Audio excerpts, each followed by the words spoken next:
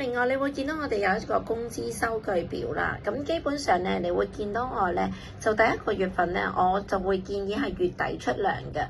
咁因為咧，姐姐譬如佢新來港香港嘅時候咧，佢哋都冇乜錢嘅。咁月底出糧咧，都係大部分打工仔放即係出糧嘅日子啦，又方便大家去記啦，同埋咧姐姐都會有啲錢喺價錢可以用到。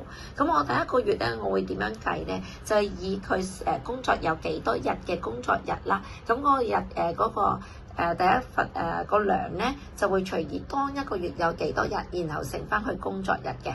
咁你會見到我咧就第一個月我會寫咗嘅個價錢喺呢一度啦，跟住咧我就寫咗24個月嘅月糧咧，都係就係呢一度嘅。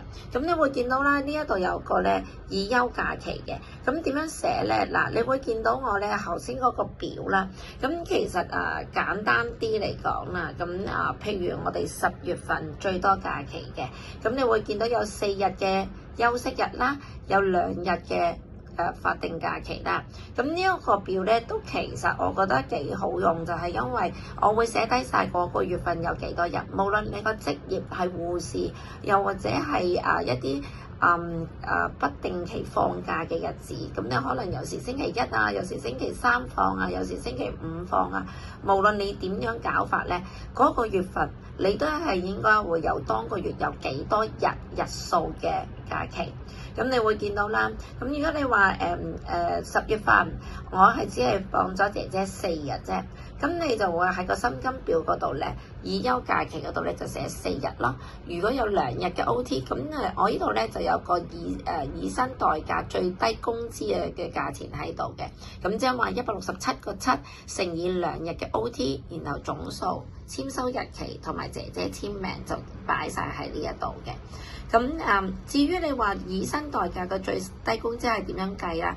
咁每個人嘅合約工資咧，有時可能唔同，有啲係貴啲啊，或者係點嘅，高啲或者係點嘅。咁總之啦，將嗰個月份嘅人工去乘以12個月，除以365日，我哋係得出最少最低工資嘅日喺度啦。咁我頭先都講啦，你第一個月如果你係啱啱嚟香港嘅，咁你咧就冇理由以呢個工資去計嘅。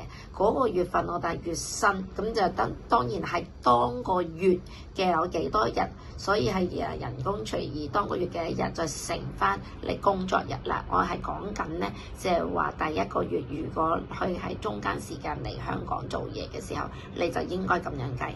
咁呢啲係點樣計法咧？就係假期嗰時候用呢啲價錢去計，咁就睇下你哋明唔明白啦。